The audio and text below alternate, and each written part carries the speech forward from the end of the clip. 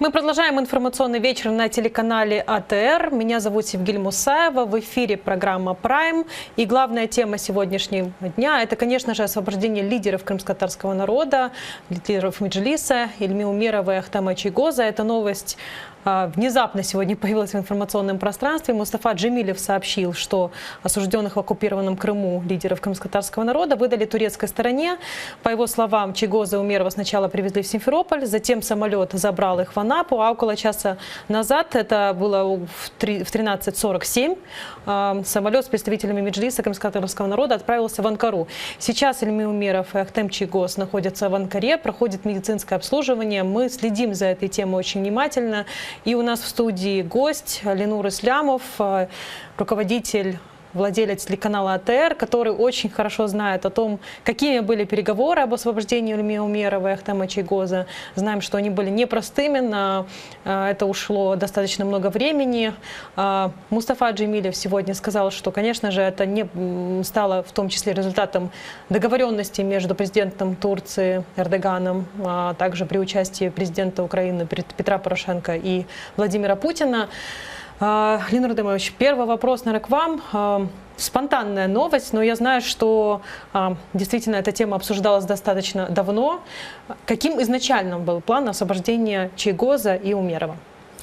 Ну, в самом начале мы планировали, вы тоже были в теме, все активисты крымской татары, все были в теме, что когда его осудят, и получит и Ильми Ага, получит и Чийгоз, получит приговоры, после осуждения и после вынесения приговоров уже возможен будет торг определенный. Или мы поменяем их на кого-нибудь, или каким-то образом мы сделаем так, что какие-то политические договоренности лидеров сработают там.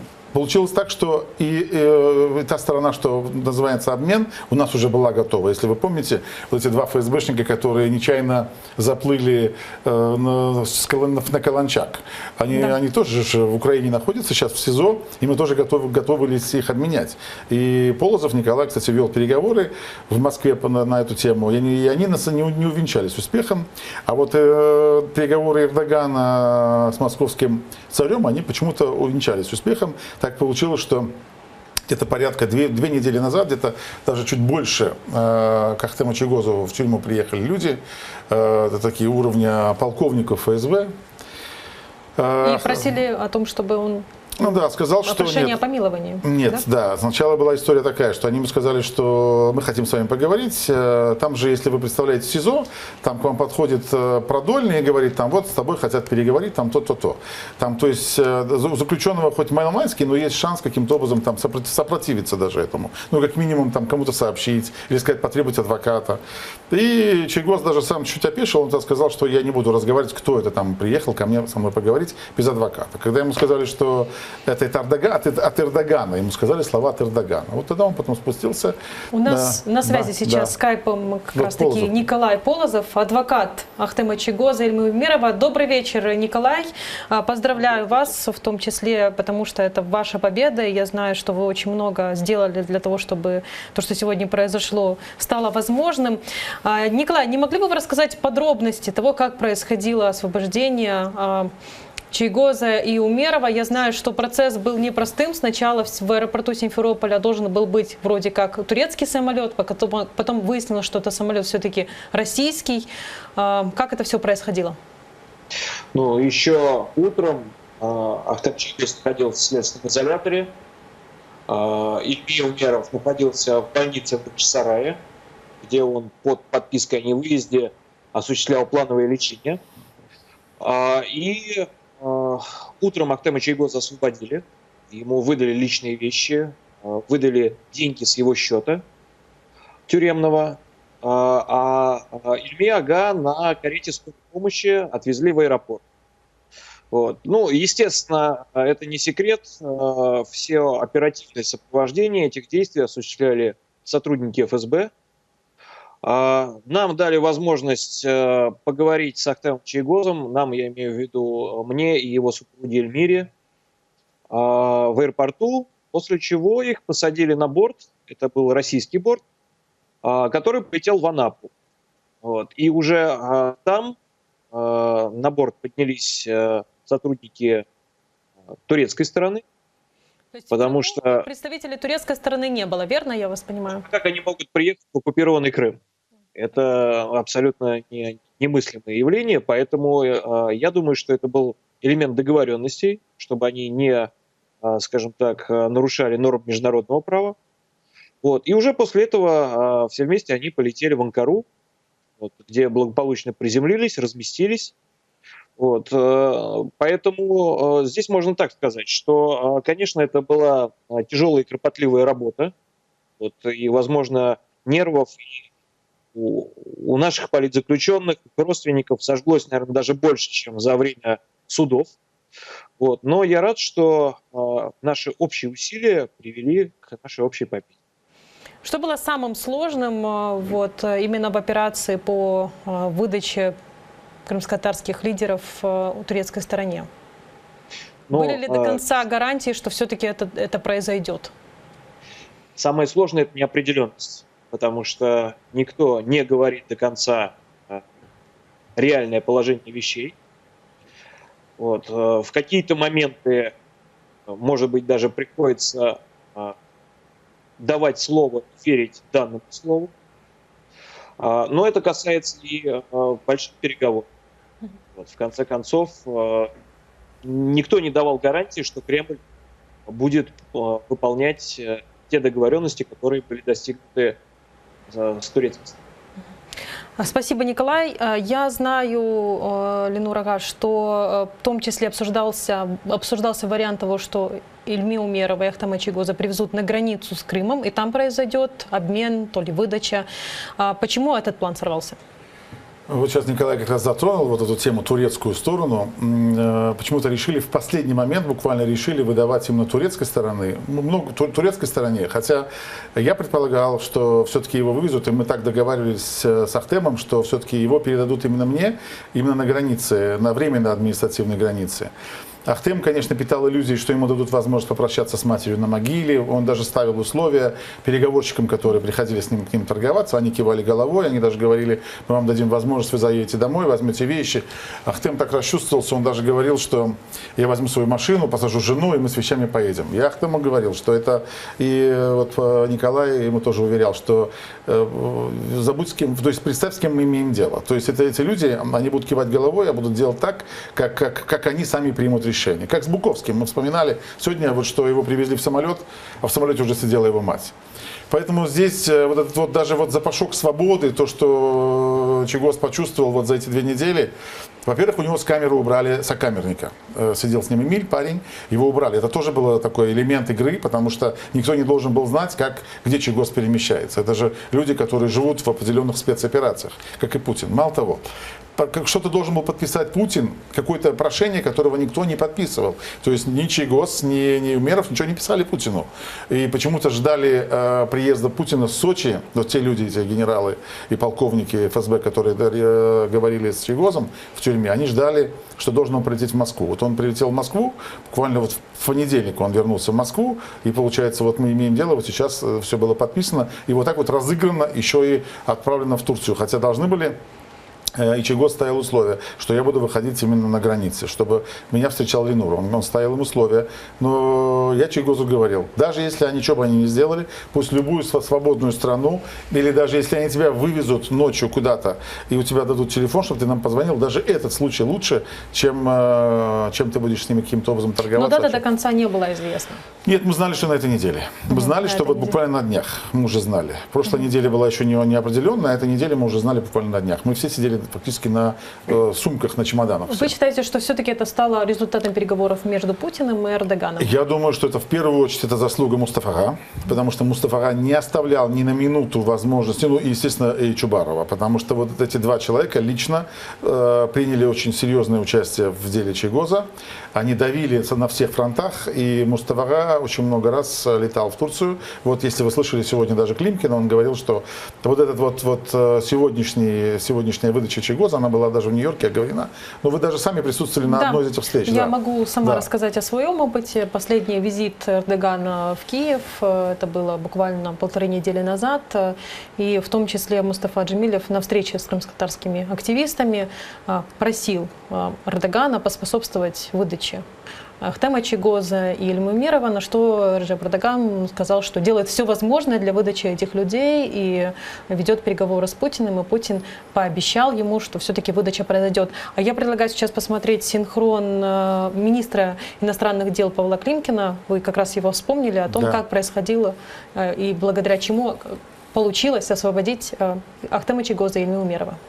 Давайте посмотрим. Тепер всі прекрасно розуміють, чому останній тет-а-тет, коли президент Ердоган приїжджав до Києва, 3,5 години тривав. Тоді це пояснити було, на жаль, дуже незручно, але тепер можемо про це говорити. Ми працювали всі разом. Напевно, пізніше зможу сказати, хто до цього був задіяний. Я вас дуже з цим поздравляю. І це дійсно, як ін'єкція хорошого настрою. Абсолютно для всіх. Тримаємось далі. У нас на связи супруга Ахтема Чийгоза. Добрый вечер. Добрый вечер. Да, я хотела бы сейчас у вас уточнить, что происходит, связывались ли вы с Ахтем Ага, где он сейчас находится, и когда станет известно о том, все-таки выдача Украине произойдет или нет, потому что я знаю, что сейчас и Ахтема, и Ильме досматривают врачи, и только после этого они разрешат передать, собственно, украинской стороне. К сожалению, так получилось, что вы знаете больше, чем я. Я знаю, что у меня был небольшой короткий разговор с Ахтемом. Он сказал, что он находится в Анкаре, что у них все хорошо, все нормально, что сейчас их тоже осматривают доктора. И на этом больше у меня, к сожалению, информации никакой нет. Как вы собираетесь, Эльмира, приезжать ли в Киев в ближайшее время, да, и как вы узнали, собственно, о том, что Ахтема Чийгоза выдали Турции сегодня? Я сегодня просто в очередной раз приехала в СИЗО и узнала эту информацию. Я узнала об этом сегодня. О своих действиях дальнейших, я думаю, что мы координируем мои дальнейшие действия с мужем. И в зависимости от этой коммуникации определим дальнейший план действий. Пока ничего сказать не могу. Хорошо, Сагулнас, будем с вами на связи, Эльмира, и спасибо, что включились к нам сегодня в эфир. Я хочу отдать должное Эльмире Чийгоз. Это та супруга политзаключенного, которая 2 с лишним года каждый день ходила в СИЗО. Вот я не помню дня, чтобы она не пошла в СИЗО. Она каждый день, она варила вот этот долма, она варила что-то с виноградных листьев, вот этот сарма. Она каждый день кормила Чийгоза. И для Чийгоза вот эта связь, то, что жена его вот она была рядом все время с ним, это было вот это вот спасение, какой-то лучик спасения. Потому что он сидел в одиночке. То есть первый год он сидел в одиночке. Это его так ломало, это психологически очень сложно. И то, что она приходила, передавала через вот этих вот дубаков, охранников, передавала ему еду, это его спасало. Очень важно. Мы сегодня в том числе поднимали вопрос о том, благодаря чему стало возможно освобождение. Ну вот появилось сообщение на РИА Новости, что лидеров Меджлиса помиловали по просьбе крымского муфтия. Это, собственно говоря... Как вы могли бы это прокомментировать, потому что новость появилась, об этом пишут российские средства массовой информации, безусловно, в первую очередь. Имрали Аблаев действительно был вовлечен в процесс? Какова его роль в этом процессе? Что вы вообще можете сказать по этому? Нет, полная чушь, конечно, это даже комментировать сложно, но с одной стороны прокомментировать это надо, потому что некоторые крымские татары, в том числе, я про украинцев вообще не говорю, на материке ведутся на то, что есть какой-то муфтий сейчас для крымских татар в Крыму. Никакого муфтия крымских татар в Крыму сейчас не существует. Существует подручный агентов спецслужб, который по их приказу подписывает определенные документы. Как было с доносами, которые он писал на тех ребят, которых потом задержали в итоге. Те телефоны, которые он перечислял в этих доносах. Конечно, никогда Чийгоз никогда в жизни бы не вышел по какому-то там, по какой-то просьбе какого-то псевдомуфтия. Муфтий потерял лицо. Если бы он остался бы, написал заявление и ушел бы с муфтията, мы бы все его уважали. Даже если бы он не боролся, даже если бы он не ходил ни на какой суд, а просто сидел бы дома, но ушел бы с поста, снял бы вот этот свой кафтан и ушел бы с этого, он бы остался в памяти крымский татар. Поэтому это все... Спасибо, Ленур Ага. Сегодня мы продолжаем следить за этой темой. В 8 вечера у нас будет в студии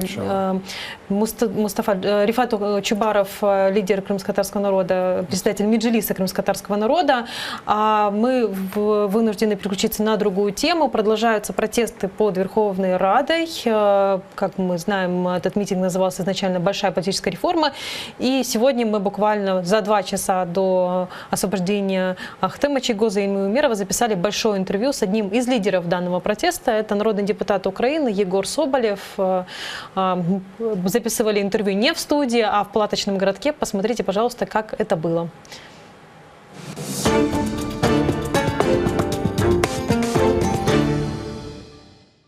Вже 8-й день триває акція, яка спочатку називалася «Акція за велику політичну реформу», але потім відокремилася група, яка залишилася тут у наметовому містечку. І сьогодні є з нашої програми народний депутат України Єгор Соболєв, власне, один із учасників акції, який досі залишається під Верховною Радою. Єгоре, доброго вечора. Вітаю. Поки ми тут стояли, чекали на апаратуру, до вас підходили люди, віталися і запитували в тому числі про ваш прапор. Ви вже тривалий час ходите з цим прапором, власне, з початку акції. Я там бачу напис. Не могли б ви розказати, звідки він і яка історія цього прапору? По-чесному, я сюди йшов з прапором, який колись залишився від Євромайдану. Але тепер це вже 3-й або 4-й прапор, яким я помінявся тут з різними людьми. Спочатку підійшла жіночка, яка сказала, що в неї теж прапор з Євромайдану ще в перший день, і вона хоче, щоб я його вдягнув. Вона стверджувала, що вона мені колись вже дарувала прапор і хоче подарувати ще раз. Потім я помінявся з кимось з наших. Потім тут є такий боєць Донбасу, Крішна. Він каже, давай підпишемо один одному прапори і поміняємося. І щойно підійшла баба Галя, тьотя Галя, як вона сказала, і попросила, щоб я їй подарував свій прапор, то це вже виходить 4-й. Сенс прапору дуже простий. Я з першого дня переживав, що люди не сприймали, що це політична акція. Я все-таки народний депутат, представник політичної партії, а це не партійна справа – домагатися тих змін, з якими вийшли. І я хочу підкреслити прапором, який постійно ношу, що тут національна справа, позбавлена партійної символіки, партійного забарвлення і партійного протистояння. Плюс, скажу чесно, з часів Євромайдану це надихає. Я так само з 21 листопада 2013 року по 20 лютого 2014 проходив з прапором. Насправді з прапорами, бо вони теж там змінювалися. Один я возив під час Євромайдану до Європарламенту, коли вони тільки почали придивлятися, що відбувається в Україні. Піднімав його там, нам дозволили, хоча це заборонено правило. Його стоячи вітав цей прапор весь Європарламент. Я потім подарував його Юрію Бутусову, бо йому голову пробили 1 грудня. Так, я 1 його привіз грудня це було 2014 року.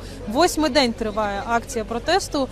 Я так розумію, що ви живете в цьому наметовому містечку. Розкажіть про ваші побутові умови. Як це жити у наметовому містечку, які побутові умови, власне, тут створені для учасників акції? Почну з самого початку. Перший день був трохи хаос. Як взагалі виникло наметове містечко? Ви пам'ятаєте, ми зібралися на звичайний мирний мітинг, яких було багато, просто тут громадські організації, партійці, різні ентузіасти готували це разом, щоб зібрати більше людей. І це сталося вівторок, в перший день голосувань минулого тижня в парламенті. І, на жаль, парламент не дослухався до людей. Він сказав їм, приходьте післязавтра, ми будемо зараз... А ви на такий варіант не розраховували? Ви думали, що парламент одразу погодиться на усі умови мітингувальників? А річ у тому, що законопроекти, з якими ми прийшли до Ради, вони зареєстровані дуже давно. Законопроект про скасування недоторканності самим президентом був внесений ще на початку Ради.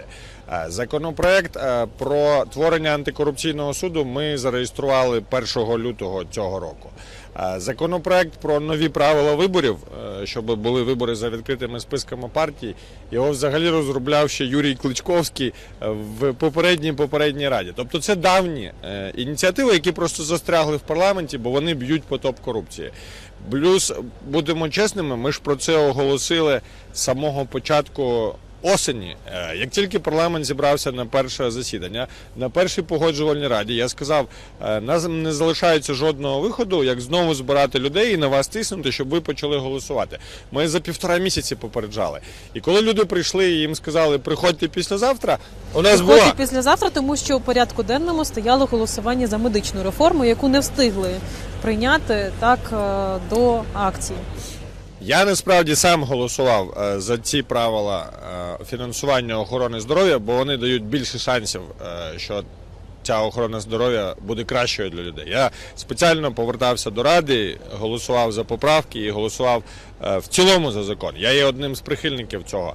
Але я впевнений, коли вони дізналися, що ми прийдемо вимагати той самий антикорупційний суд, вони сказали, що нам робити. О, ми скажемо, що ми будемо робити медичну реформу. Це було таке прикриття однією хорошою справою від іншої хорошої справи.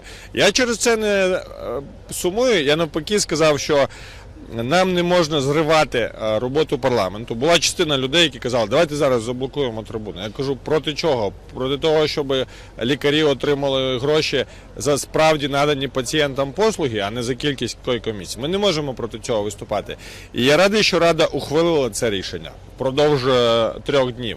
Але насправді, з точки зору парламентських технік, парламентських маніпуляцій, це була маніпуляція. Людям сказали, у нас є важлива справа. Поставити намети. І ми насправді думали, що такий варіант можливий. Одразу ми з Семеном, люди з Автомайдану, і частина людей з Саакашвілі казали, що не можна розходитися, якщо нам скажуть, ми нічого не представники будемо громадських робити. організацій наголошували на тому, що потрібно розходитися? Так. Були люди, які казали, ми нічого робити не будемо, ми зберемося, привернемо уваги до проблеми і зрозуміла розійдемося. річ, що до наметового містечка ви готувалися, тому що банально вам потрібно було дістати десь намети. Готувалися рух нових сил. Не знаю, чи готувався Автомайдан, бо вони врешті-решт вирішили в наметах не залишатися. Намет наш був конфіскований. У нас пройшли обшуки за рішенням Маріупольського суду вранці того дня, 17 жовтня. Пройшли обшуки в різних приміщеннях зі підозрою, що ми є організованим злочинним угрупованням. Таке кримінальне провадження розслідується. І забрали намет, забрали дуже багато речей, насправді реально дуже багато речей. І ми в результаті опинилися без нічого. Але намет почали проносити прихильники Саакашвілі. Виникла сутичка, яку, до речі, ветерани Донбасу жорстко, але професійно зупинили. Правоохоронці не змогли побити людей. І перший день був, чесно кажучи, трохи хаос. Зрозуміло. Зараз вже узгоджене питання. Зараз функціонує наметове містечко як? Розкажіть, будь ласка. Якщо перший день був трохи хаос, в другий день стало вже більше порядку, хоча ми далі відбивалися від спецпризначенців. Перші 2 дня кожного дня був штурм. Другий раз це сталося тут, з газом, з ударом по ногам, така некрасива історія. А на 3-й день ветерани, які тут є з війни за незалежність, не тільки з Донбасу, з Айдару, зі Збройних сил, тут навіть є хлопці з 3-го полку спецназу Кропивницького. Вони сказали, так, ми самоорганізовуємося, ми бачимо, що тут у вас безлад, ми прибираємо всіх цивільних, ми прибираємо всю політичну символіку. Хто хоче стояти з партіями, ідіть в Маріїнський парк. Тут буде військова дисципліна, бойове чергування, бо кожного разу були напади. Ви підтримуєтеся цією військовою дисципліною? Я дисципліною? повністю за це. Розкажіть про де знаходиться ваш намет і які побутові умови? Всі намети на вулиці Грушевського, це намети, де в кожному є ветерани, в кожному є командир і є розписані, я їх називаю змінами, вони їх називають бойовим чергуванням. Термінологію, яка для них звична. Я ночую в наметі 4-й з того боку, там висить прапор України і прапор Донбасу. Там тепла пічка, хороші люди, хоча це не єдиний намет, де я ночую, бо тут багато друзів, які є хорошими, є де Сьогодні спати. вранці від одного високопосадовця я отримала повідомлення, що залишалося ночувати у наметному містечку приблизно 35-50 людей на ніч. Скажіть, будь ласка, скільки зараз людей мешкає у наметовому містечку? Хто ці люди, які представники яких добровольчих батальйонів, яких політичних сил? Тобто Розкажіть про мешканців наметового містечка. Якщо ми говоримо про військовий табір, тут зараз близько 150 людей, які взагалі залучені до його утримання, охорони і перебування, але як військові добре організована ротація.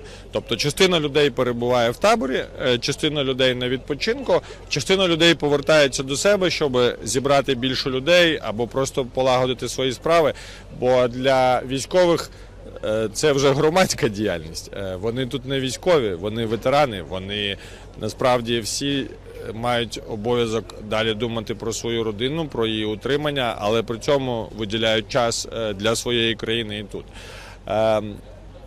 Те, що в таборі було близько 30 людей військовому, це правда. Наша система і безпеки, і організації передбачає, що є контроль входів, виходів і найважливіших можливих точок нападу. Є група, яка перебуває всередині, є групи, які задіються, якщо є сигнал тривога. Останній раз сигнал тривога лунав в неділю. Щодо політичного табору, я скажу чесно, я там майже не буваю. Я взагалі пропагую думку, що цей протест мають очолити ветерани війни за незалежність. До них найбільше довіри, вони дуже добре організовані і вони точно підуть до кінця. Ветерани війни за незалежність, як ви це називаєте, вони розуміють ці три вимоги? Чи коло їх вимог набагато ширше? Їх неможливо ні на що намовити. Це люди з дуже пасіонарним і одночасно таким практичним розумом. Війна. Вони підтримали ці вимоги не всі, але підтримали з самого початку. Я маю на увазі, що частина людей приїхала сюди вже пізніше, коли побачила напади спецпризначенців, коли побачила нашу позицію. Насправді військове містечко росте. І це головне, на що я сподіваюся, я потім розповім про цей план. Вимоги творення антикорупційного суду підтримують всі без виключення. Так само, як вимоги скасування депутатської недоторканності. Хоча ветерани справедливо сказали, я був здивований. Я почув це від бійця Айдару, і я кажу, слухай, ти краще, ніж народний депутат розбираєшся. Він сказав, здається, що це якась президентська гра, щоб з вас зняти недоторканність. А він буде поставлений в рамки. І тому самі ветерани додали до цих вимог ще вимогу, щоб Петро Порошенко вніс в парламент закон про процедуру імпічменту, не конкретно Петру Порошенку, а будь-якому президенту, який порушить закон. Щодо ідеї нових правил виборів, я скажу так, більшість хлопців не дуже розуміють, як зараз відбуваються вибори, але розуміють, що вони відбуваються з великими маніпуляціями в медіа, з тіньовим фінансуванням партій. І коли ми говорили про те, що ми залишаємося, про те, що ми самоорганізовуємося, вони сказали, давайте так, це перші вимоги, але насправді треба йти до кінця. Ви заговорили про тіньове фінансування партії. Дуже багато представників влади, дуже багато журналістів теж цікавляться питанням, хто фінансує наметове містечко. Тому що, як ви казали, 150 людей тут живуть, вони чергуються, але це, звичайно, забезпечення їжею. Це яким чином зараз відбувається фінансування наметового містечка, скільки грошей витрачається на добу? Отам є скриньки в 3 місцях, які поставив батальйон Донбас і, відповідно, які є під контролем коменданта. Наскільки вони мені розповідали, я не дуже просто цікавлюся доходами і витратами, але в день від 20 до 50 тисяч гривень людьми здається, і насправді це дуже надихає, коли ти бачиш людину, яка кидає гривню. Ну, так само, як людину, яка кидає 500 гривень. Ви зараз хочете сказати, Єгоре, що жоден великий бізнесмен не фінансує наметове містечко біля Верховної Ради? Я скажу чесно, я би дуже хотів, щоб це сталося. Якщо ми говоримо про справді великих бізнесменів, а не про олігархів, олігархів тобто про людей, якщо ми говоримо про людей, які заробляють не на тому, що вони контролюють митницю, чи там політиків, чи ще когось, а говоримо, ми зараз говоримо з аграрними бізнесменами, з багатьма людьми, які насправді в цій країні живуть і розвивають бізнес. Підтримайте це. Ці люди встановлять правила, я в цьому не сумніваюся. Вони встановлять правила, вони не будуть збагачуватися, їм не цікаві гроші, вони не пішли би на цю справу заради грошей. Так само, як вони не пішли на війну заради грошей. Але станом на зараз це волонтерська допомога плюс особисті витрати тих людей, які тут перебувають. Особисто ви скільки вклали вже у наметове містечко біля Верховної Ради? Я, чесно Якщо кажучи, кажете тільки Чи ви тільки берете участь та ночуєте тільки у власним наметі? прикладом допомагаю. Ну, ще мене використовують як чорнороба. Тут поліція і Національна гвардія постійно забороняє проносити речі, і в результаті я тут по ночах тягаю намети, дрова, буржуйки і так далі. Спочатку координація дій учасників протесту відбувалася у месенджері, який називався дуже дивно Карфаген. Тобто Карфаген має бути зруйнований.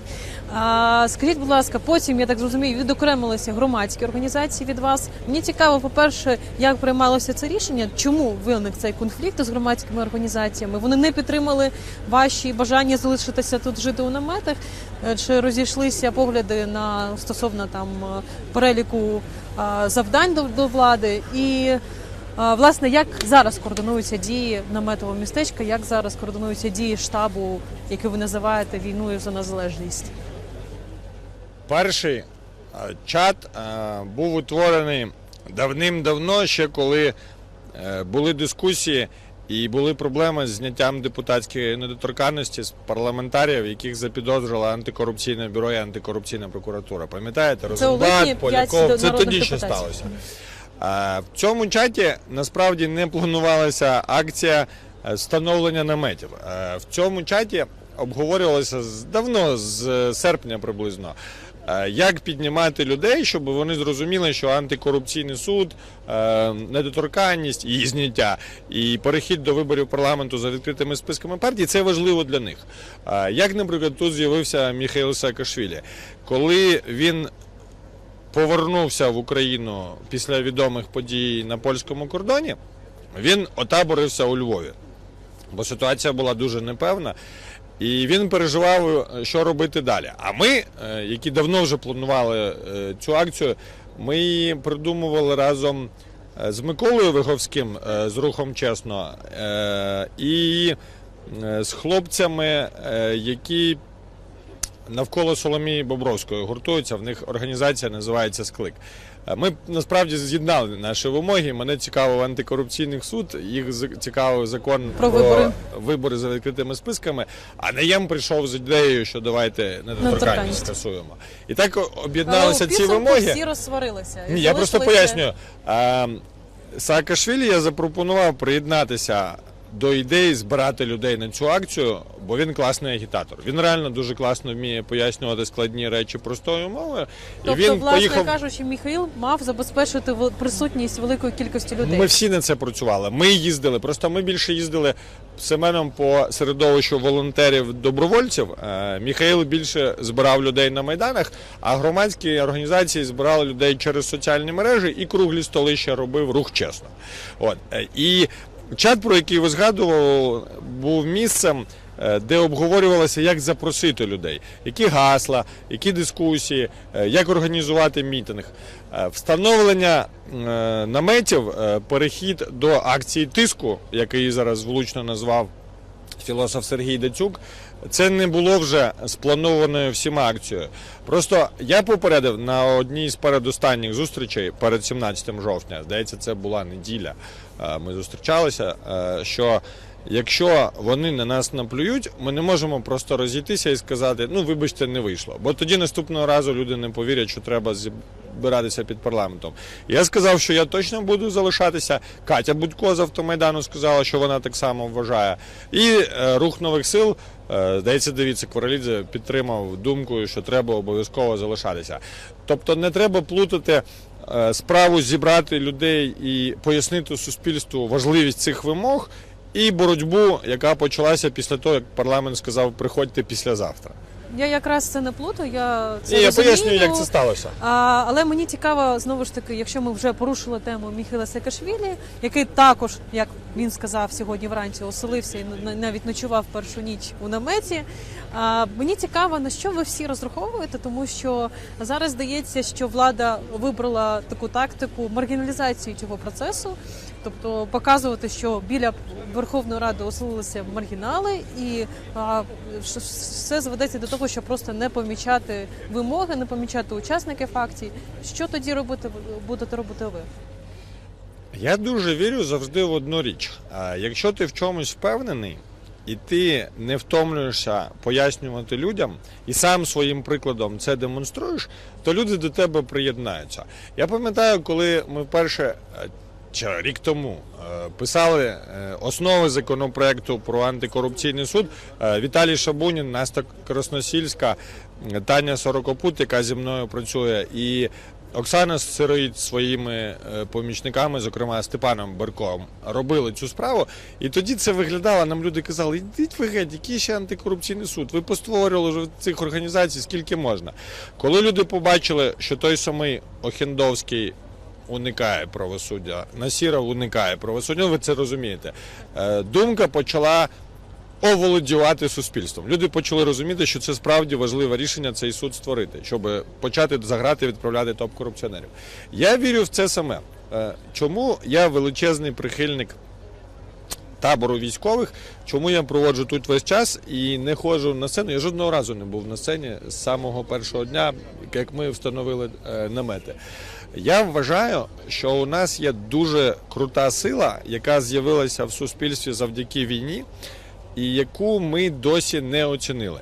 Це якраз ті ветерани, які є військовою елітою, яка виникала в будь-якій державі, що вела війну. Насправді всі європейські монархи, вони з'явилися як військова еліта. Аристократія вся в усіх країнах з'явилася в середньовіччі як військова еліта. І оця військова еліта, як на мене, має стати списом, як рушійною силою і керівництвом для всіх інших людей. Я зараз абсолютно не переживаю, скільки тут людей ночує звичайних. Насправді, я скажу чесно, головне, щоб люди просто сюди приходили, спілкувалися і розуміли, за що ми. Оце зараз важливо, якщо ми говоримо про цивільних. А військових тут стає все більше, бо спочатку нам було непросто. Ми багато з ким знайомі по блокаді, по справі витягання їх з тюрми, бо багатьох добровольців ув'язнювали в останні 2 роки. Але скажу, нам було дуже непросто витягнути навіть наших друзів. Поїхали під парламент, будемо вимагати закон про антикорупційний суд. Це для них не дуже було своє, притаманне, і вони в це не дуже вірили. Зараз, коли є військовий табір, є військова дисципліна, відбиті напади спецпризначенців, встановлені ясні вимоги, все більше військових починають дзвонити, починають казати, хлопцям, ми збираємося, особливо, якщо з вами щось станеться, ми приїдемо всі. І це моя надія, що тут буде хунта робитися, що тут буде виникати оця названа рухом визволення України від олігархів та зрадників, організація, яка сконцентрує нову цю дуже потужну силу ветеранів війни за незалежність, але не навколо гасел. Це буде дуже складно потім контролювати, якщо почнуться якісь протистояння. Не треба контролювати. Повірте мені, я з ними багато разом, не так багато, як вони, бо я не був, на жаль, на війні за незалежність. Тобто ви готові нести, якщо почнуться протистояння з використанням, наприклад, зброї? Ясно, що... Ви готові нести за це відповідальність? Ясно, що я несу повну, я скажу навіть більшу відповідальність, ніж вони, бо я, окрім цього, ще посадовець. Але моя позиція, я про це довго сперечався з самим собою спочатку, потім з іншими колегами по парламенту. Якщо ми нічого не будемо робити, буде ставати гірше і гірше. Бо будемо чесними, переможений Янукович на Євромайдані, він насправді нікуди не втік, як система, як технологія, і він повернувся. Мій головний висновок після Євромайдану, що цією країною насправді править не один корумпований президент, якого ми весь час намагаємося вигнати, а близько 10 олігархів, які ставлять президентів, як поставили Петра Порошенка, Фірташ після відомих подій у Відні, які купують або всіх, або більшість політичних сил, як в парламенті, хто тут не Ахметівський, хто тут не Коломойського, хто тут не Фірташа, ну і далі по списку. Та? І дуже важливо, що ця страшна сила, безвихідна ситуація, да, вона була зруйнована. Якщо ми будемо просто, як пропонує Петро Олексійович, добре, єднатися зруйновано, навколо топ-корупції, зруйновано. ця держава Поки точно що загине. ви тут Але ви живете праві, у наметах. ризики дуже великі. Великі ризики, це 100%, це я розумію. І ви просто, мені здається, не розумієте, якого джина ви випустили з пляшки. Мені здається. А мені цікаво почути все ж таки, який план, тому що ось наметове містечко існує.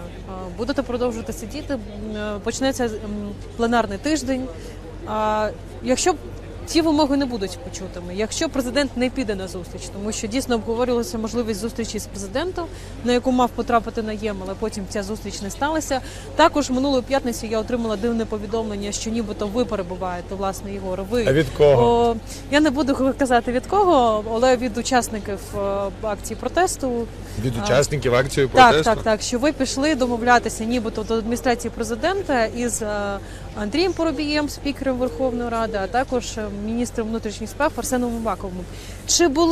Чи були якісь спроби з вами домовитися з боку влади? І хто були перемовниками? Спроб зі мною домовитися не було, але весь минулий тиждень я провів в дискусіях з Андрієм Парубієм про те, що тут відбувається, і як можна цю енергію, цей протест обернути на добрі результати. Бо я сам розумію, наскільки це ризиковано. Я вважаю, що ще більш ризиковано нічого не робити, але ця справа є ризикованою. З Андрієм я не зустрічався хіба що тільки в суботу, бо він полетів в Польщу, а так ми бачилися кожен день, починаючи з вівторка. Я відкрию секрет, ми насправді з ним посварилися більше року тому.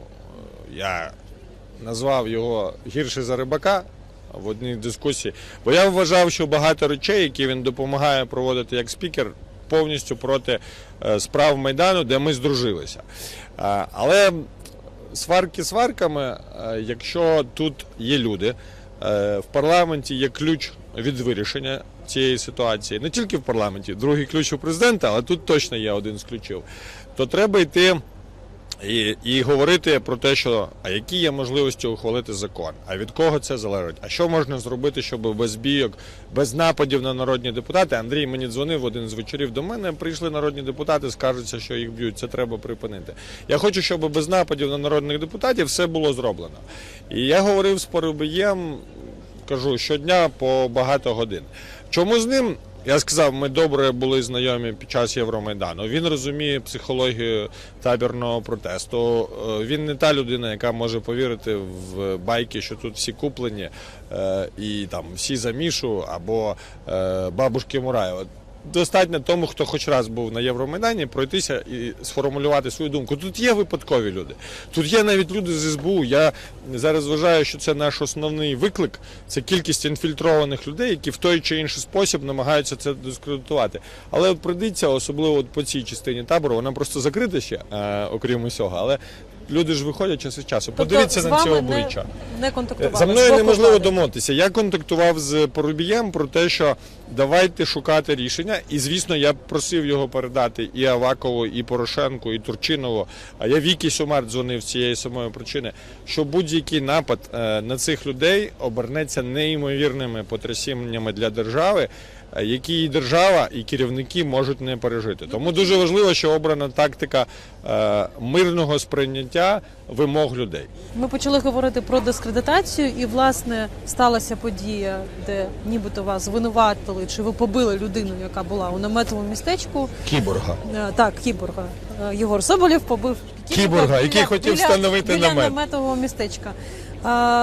Вже була реакція навіть генерального прокурора, який пообіцяв вас позбавити недоторканності. Так, власне, за що боролися, те може відбутися. Розкажіть, будь ласка, про цю ситуацію. Чи може ця ситуація отримати якийсь розвиток? Чи розглядаєте ви це як спробу тиску на вас? Це дуже добре і ретельно спланована операція. Вчора був суд над цим хлопцем, на який я прийшов брати його на поруки. Його насправді звинувачують не в тому, що ми побилися, що я на нього напав. Його звинувачують в тому, що він перед цим напав на поліцейського. Слава Богу, суд вирішив обрати йому домашній арешт вночі, тобто він може вдень бути де він хоче, а вночі він має бути в своїй квартирі, там де живе його мама в Житомирі. І ця ситуація з точки зору скандалу вичерпана, але з точки зору наших реалій це дуже красномовна і дуже повчальна історія. Людині сказали, йду туди, а це найбільш захищений вхід в табір. З цього боку, там, де уряд і адміністрація президента, спробуй силою пронести намет. Ми, як казав, по ночах носимо сюди все, що треба. Інколи зі сварками. Я вчора казав одному поліцейському, чесно кажучи, це приниження. Мені не важко носити намети. Мене весело, по-перше, тепліше, по-друге, люди кажуть, о, молодець, хороший народний депутат. Але реально це приниження, що всупереч будь-яким законам Національна поліція і Національна гвардія забороняє людям проносити намети, проносити пенопласт, який від холоду потрібен, проносити ці самі дрова. Це реально свавілля. Воно не таке велике, коли там тебе б'ють по голові чи прискають газом, але свавілля. І ця ситуація, яка сталася з Ярославом, була спровокована. Він сам визнав, що його спровокували. І спровокували мене, бо мені сказали, а ми цю людину вже бачили в 3 бійках. Але ж ви яка розумієте, їх як це організовує? виглядає з боку, що ви не можете владнати зі своїми емоціями, що від ваших...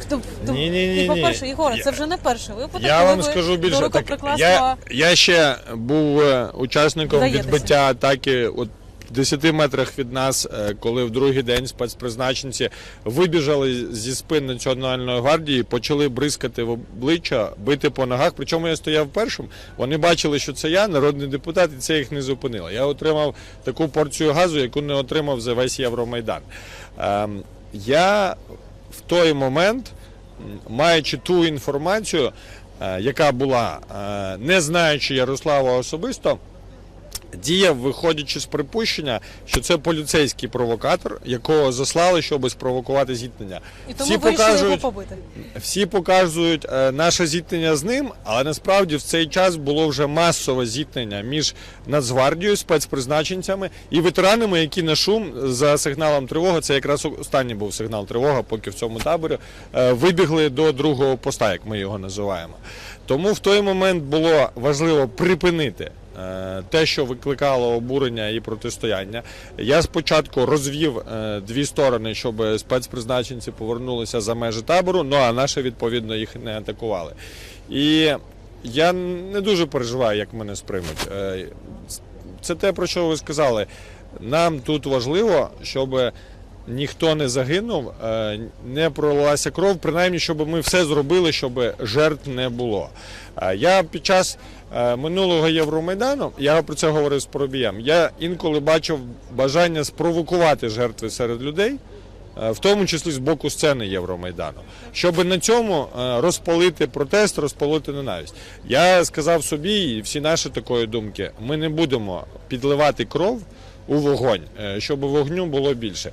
І нехай мене називають ненормальним, нехай кажуть, що я не стриманий. Якщо в той момент це допомогло зупинити протистояння, а після цього протистояння одразу зупинилося, я готовий нести свою відповідальність за це. Якщо Генеральний прокурор справді подасть подання на зняття з мене депутатської недоторканності, я серйозно голосуватиму, без будь-якої пози.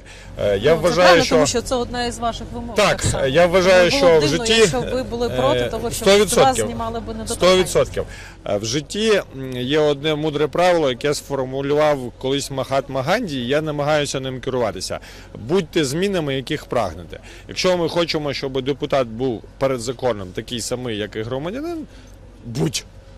І я готовий за це нести відповідальність. Я вас дуже часто бачу у наметовому містечку або у готелі «Київ» разом із Семеном Семенченком. Бо він весь час теж тут. Розкажіть про його роль в цьому процесі, яку функцію виконує Семен Семенченко, скільки тут бійців Донбасу зараз знаходиться у наметовому містечку? Донбасу тут найбільше, бо Донбас, мабуть, залишився найбільш згуртованим підрозділом. Семена всі сварять, а він насправді свого часу зробив один з найбільш боєздатних добробатів, а потім знайшов достатньо енергії, дипломатичних талантів, терпіння, щоб ще утримати хлопців разом. І сьогодні це дуже потужна, стабілізуюча сила, дуже дисциплінована, яка захищає людей, в тому числі від нападів спецпризначенців. Я скажу так, ми насправді більшість речей взагалі обговорюємо не тільки з Семеном, а з командирами груп, які є тут, з ветеранів. Бо хтось з Донбасу, хтось з Зайдару, хтось з правого сектору, хтось з 3-го полку спецназу, хтось з міліцейських батальйонів, які вже повернулися з війни, з Азову. І ці командири разом з нами збираються кожного дня і обговорюють, що відбувається, що робити далі, як реагувати на ті чи інші виклики. Семена роль, ясно, що більш пов'язана з плануванням оборони і справи залучення добровольців, бо він класно розуміє їхню психологію, як людина, яка сформувала батальйон Донбас. Я більше переживаю про те, щоб це обернулося на політичні рішення, на результат у вигляді ухвалених законів. Я, мабуть, тут більше працюю політиком, а він більше працює лідером ветеранського середовища батальйону Донбас. Ми навіть відповіли на запитання, яким чином координуєте зараз наметове містечко. Тобто ви розповіли про роль Семена Семенченка, про свою роль Міхайла Саакашвілі та руху нових сил. Можете розказати про неї? Я сказав, що фактично ми маємо два зараз табори. Один військовий, де я проводжу весь час, і інший громадсько-політичний, який зараз в Маріїнському парку. Я не скажу, що ми координуємося. У нас спільні вимоги.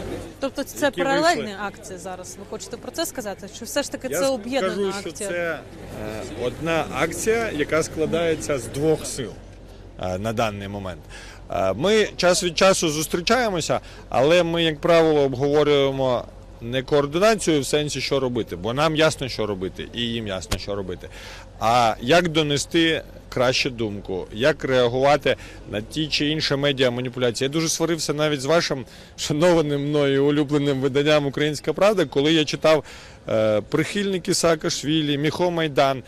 Це неправда, це не було з першого дня тут.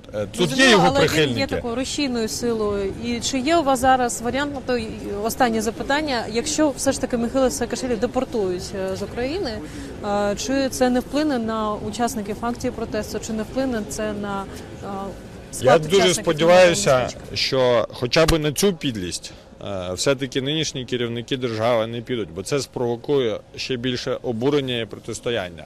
Але ніхто з нас, якщо мене заарештують, якщо Михайла депортують, якщо щось інше з нами станеться, нам одна людина на вулиці класне запитання поставила: якщо ви такі хороші, чому ви досі живі? Ми кажемо, ми самі думаємо про цю думку. Але що би з нами не сталося, тут є люди, які не зупиняться, які мають добрий досвід організації, які є військовими стратегами і тактиками, кожен в залежності від його особливостей. Тут є люди, які палили російські танки при відступі під Іловайську. Тут є знаменитий зараз Брест, який при виході з Іловайська разом з іншим своїм побратимом, який пізніше загинув під Широкіним, спалив 2 російських БТР і 1 російський танк з гранатометів. Як ти можеш їх зупинити? А інші однопартійці ваші, самопомочі, чому не приєднуються до акції протесту? Я думаю, що «Самопоміч» – це партія, яка справді формувалася для європейської політики. Після Євромайдану «Самопоміч» робили з айтішників, з юристів, з підприємців. Для них, чесно кажучи, все це якесь геть інше життя. Я громадський активіст, а я звик, що вулицею треба. Поза сумнівом, у нас є повне розуміння з боку партії. Чи готовий сюди приїхати? Останнє запитання. Андрій Садовий для того, щоб підтримати учасників мітингу і ті 3 вимоги, Він чого до нас приходив? Ми були тут вночі, він побачив, як ми носимо намет, і сказав, що йому соромно на це дивитися. Ми прогулялися в сусіднє кафе, там поспілкувалися, з'їдали по штруделю. Він був тут. А виступати готовий на сцені? Я сам категорично проти, щоб тут світилися політики. Я за те, щоб виступали ветерани, я за те, щоб тут не було політичних прапорів, бо це національна справа, і тільки коли суспільство переконається, що це не хтось ще собі вирішив рейтинг трошки підзаробити, воно за нами піде. Дякую, Єгоре. Дуже приємно за це вас тут інтерв'ю. бачити. У нас незвичайно було сьогодні інтерв'ю із наметового містечка. Це був телеканал АТР і народний депутат України Єгор Соболєв. Дякую за Чорнороб у таборі військових. так. Дякую. Дякую дуже.